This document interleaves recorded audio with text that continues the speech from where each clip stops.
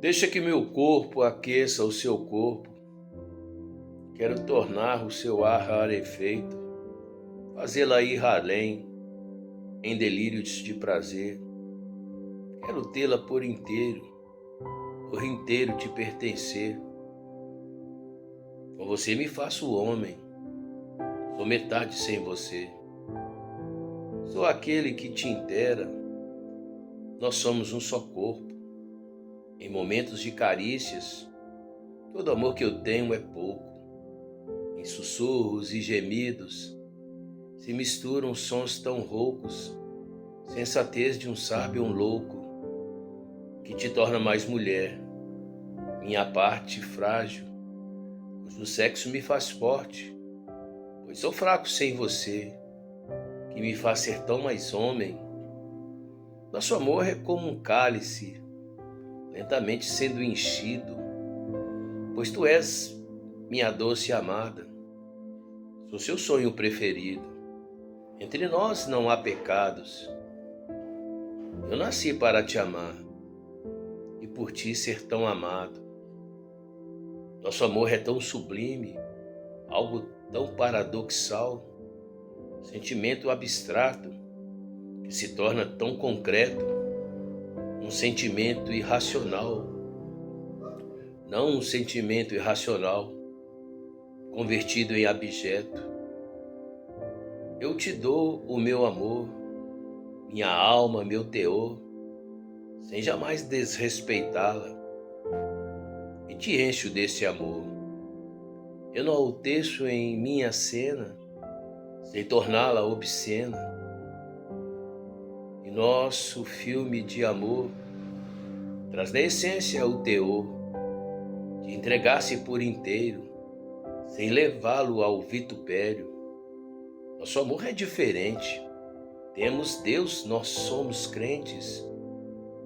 Nós não somos irracionais, nem tampouco anormais, para irmos além do mais, só para nos satisfazermos. Não vivemos de orgias, subjugando em fantasias. Não amamos só no leito, nós amamos todo dia, a toda hora sem cessar. E quando nós fazemos sexo, só blindamos este amor. E às vezes fazemos tanto amor que esquecemos de fazer sexo, pois o amor é mais complexo. Bendito seja o nome deste Deus maravilhoso chamado Jesus Cristo. Certa vez eu estava reformando um guarda-roupa, quando de súbito, ao mexer em uma das gavetas, involuntariamente deparei com uma revista cuja capa estampava uma foto com uma cena de sexo oral no seu ápice, por sinal extremamente promíscua, imunda, onde o rosto de uma mulher estava infecto de esperma. Mas constrangido ainda fiquei quando a dona da casa, envergonhada, pegou esta revista alegando ser coisa do seu marido, querendo inocentar-se. Foi impossível evitar tal constrangimento, já que quando abri esta gaveta, a mesma senhora estava ao meu lado. Se ela tinha culpa ou não, ou se adota esse tipo de comportamento com o seu cônjuge, isso nunca foi problema meu. Eu só estou abordando o fato por questões específicas, Primeiro, porque infelizmente tenho ouvido palestrantes, sejam eles homens ou mulheres, falarem deste aspecto com tanta naturalidade em seus debates de programas ou mesmo nas vespertinas escolas, em seus cursos, enfim. Fizeram disso até mesmo muitos vídeos e livros e mais livros, no sentido de fazer apologia à felação, ou mesmo, por que não dizer, cornilíngua. Banaliza-se um fato que deveria ser abordado com maior redundância em encontro de casais ou curso de noivos, e não abertamente para que adolescentes que sem experiências avidamente absorvam apologéticas e eufêmicas teses voluptuosas. Estes doutrinadores com certeza me rotularão de legalista, alegando que a Bíblia não faz nenhuma especificação, nem contra nem a favor. A Bíblia não menciona um texto contendo a palavra Trindade não de forma objetiva, mas, no entanto, ela é um conceito plausível, tangente, palpável. Questiona-se o fato de usar apenas um versículo isolado. Isso que eu concordo plenamente, desde que tais versículos sejam tendenciosos. Porém, atesto soberanamente que existem versículos que são a síntese de um texto, e por que não dizer de um capítulo. Basta lembrar que Lutero chamou o versículo de João 3,16 de O Pequeno Evangelho. E se não foi ele quem disse semelhante coisa, eu estou afirmando isto agora. Paulo atesta aos Coríntios algo semelhante sobre a sexualidade, e que nos chama a atenção é a preocupação de enfatizar a reciprocidade entre os cônjuges, testificada em 1 Coríntios 7,4, onde tanto a esposa como o próprio marido deveriam ou seriam um do outro, quando adverte a respeito da incontinência no versículo 5. Só que por causa da nossa fragilidade, ainda que estejamos sobre a graça de Deus, sobre a unção, partiríamos para uma lascívia compulsiva e desenfreada. E se não houver uma vigilância, acabamos por agir exatamente como aquele que não tem o Espírito Santo de Deus dentro de si.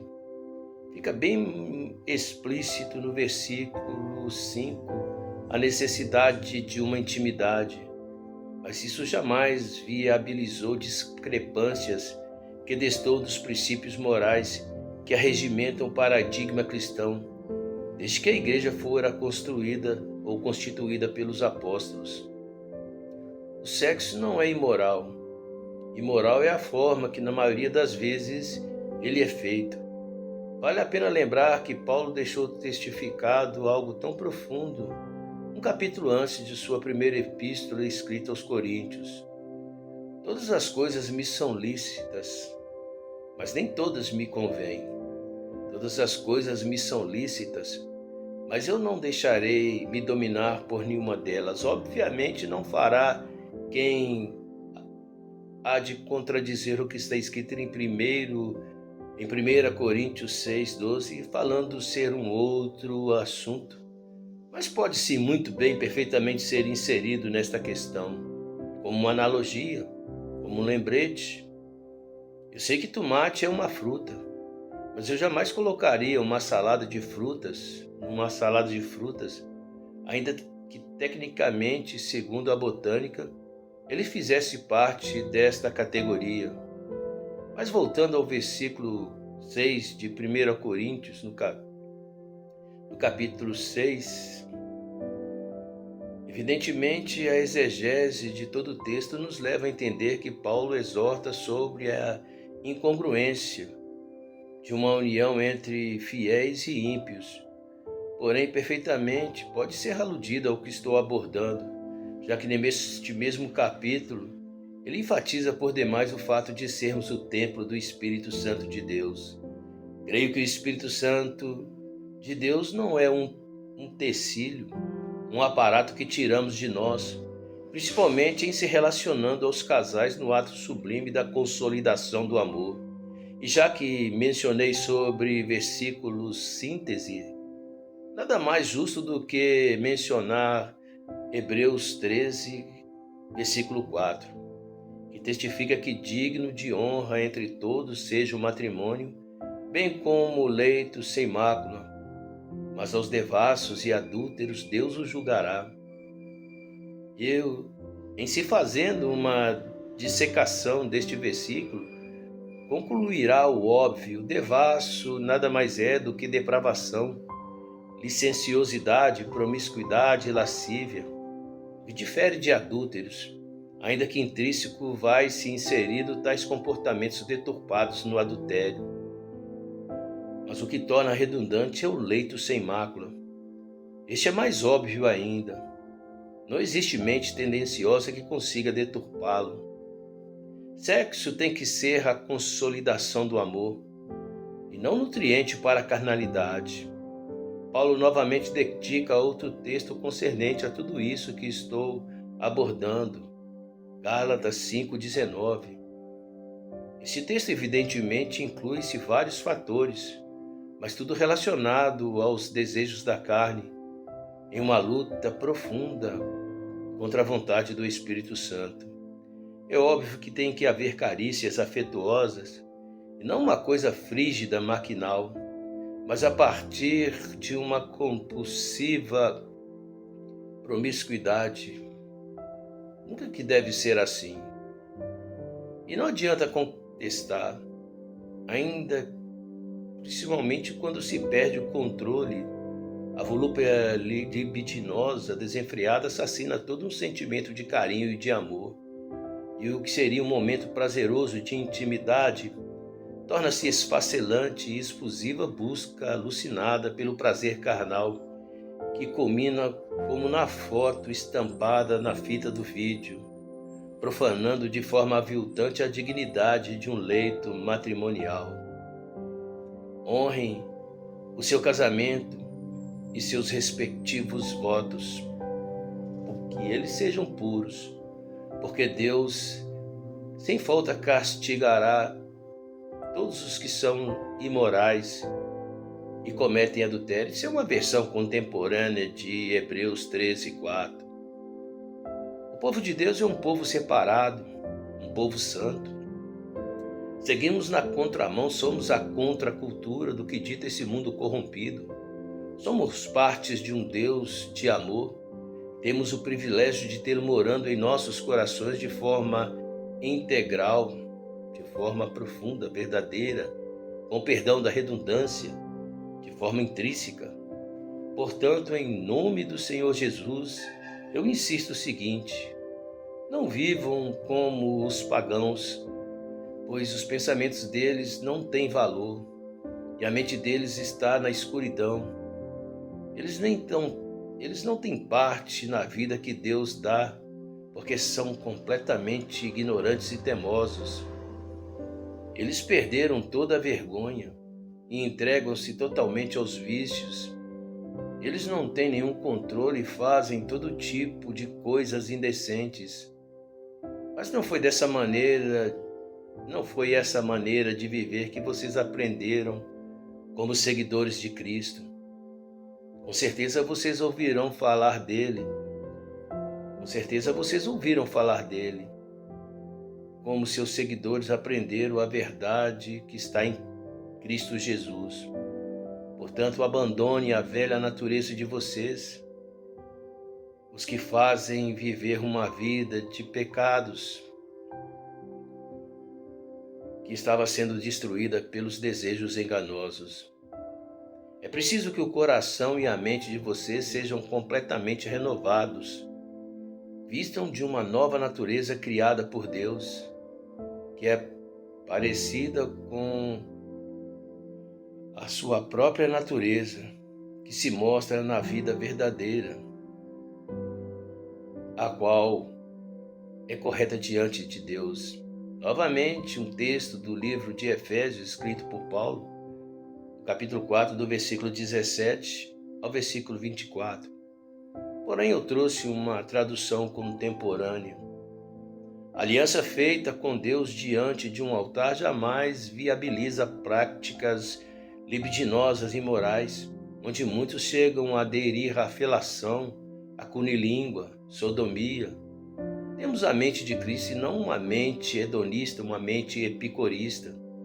Realmente não há um versículo específico que explica ou que explicita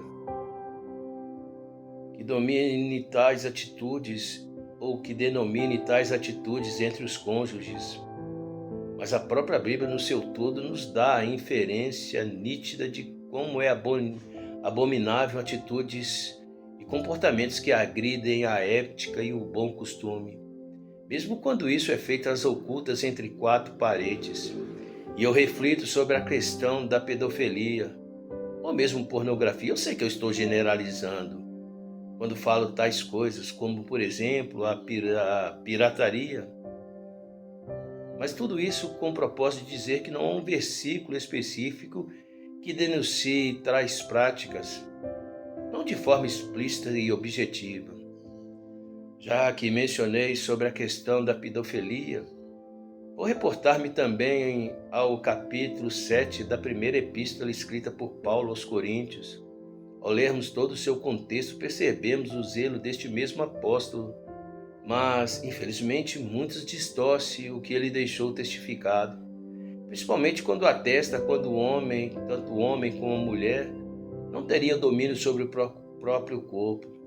Levam isso para o lado pejorativo, onde aí sim usam apenas um versículo para que se propicie todo um sortilégio que implemente a lascívia e discretamente assimilam a sodomia.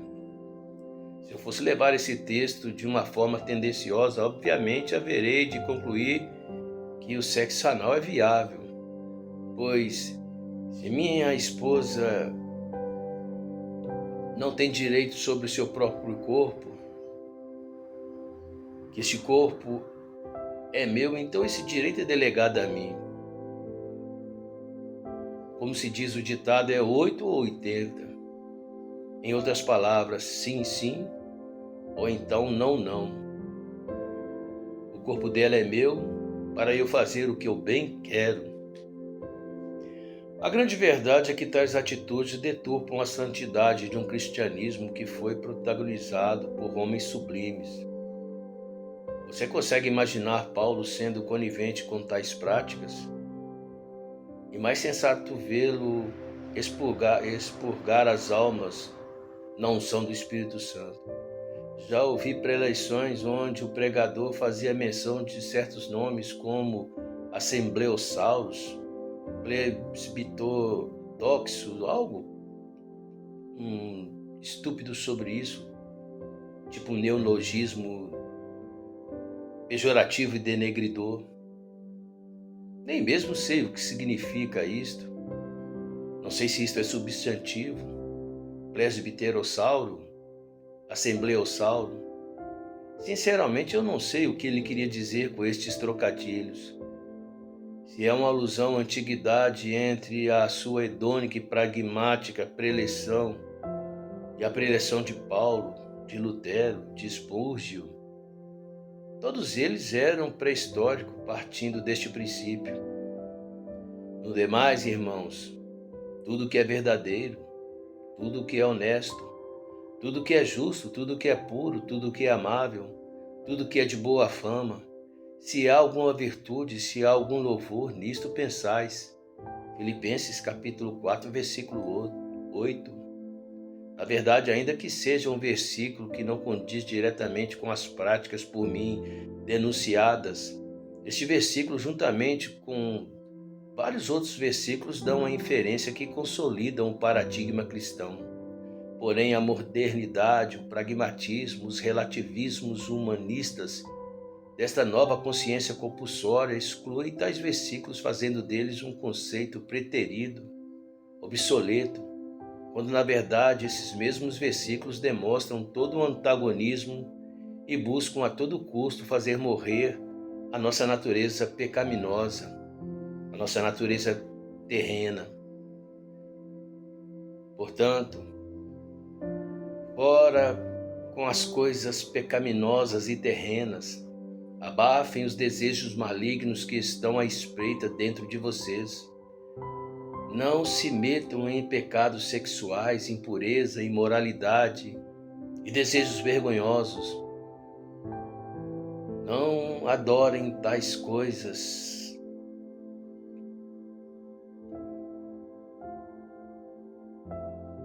Esse é um texto que nós encontramos no livro de Colossenses, no capítulo 3, no versículo 5.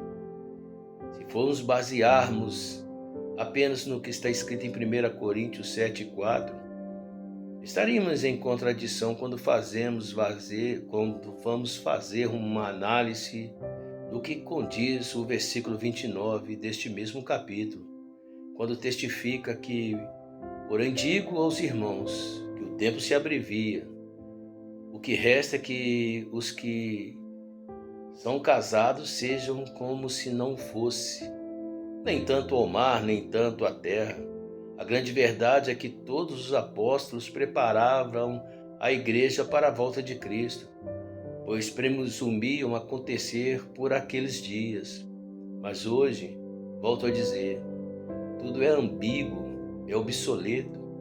Priorizamos nossas atividades, sejam elas quais forem, e esquecemos que com a morte dos apóstolos não morreu o sonho de Deus buscar uma igreja pura, santa e imaculada. A verdade é que vale a pena lembrar que o prazer de um grande amor é viver a cada dia como se fosse o único. Sei que não existe um casal perfeito, mas o amor aperfeiçoa o casal, supera as adversidades, mesclando as nossas almas em uma união indissolúvel. Bendito seja esse Deus maravilhoso chamado Jesus Cristo. Existem aqueles que fazem menção do livro de Cantares. A Bíblia é tremenda, ela é profunda. Ela não esconde as mazelas e os defeitos. Outro dia eu vi uma moça como seria o termo que eu daria? Ela seria uma instrutora da liberdade sexual. Eu não sei qual o termo que eu usaria. Mas ela fazia apologia à sunamita, às cartas, ou melhor dizendo, às ilações de um rei. Só que ela esquece de se lembrar, com perdão dessa palavra tão mal colocada, ela esqueceu-se de lembrar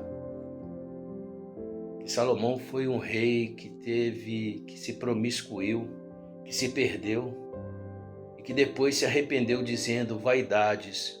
Tudo é vaidades. Quantas mulheres e quantas concubinas e quantas vezes esse homem errou. E por causa disso, por causa do seu pecado, Israel se dividiu, enfim, o reino do norte contra o reino do sul, por causa das atitudes réprobas dele. É tão contraditório, antagônico aos ensinamentos de Paulo. Vale a pena lembrar em o que ele disse, ou a sua dissertação aos Efésios, principalmente a tônica do capítulo 5. Ele queria preparar o povo santo, puro e imaculado. Bendito seja o nome desse Deus chamado Jesus Cristo.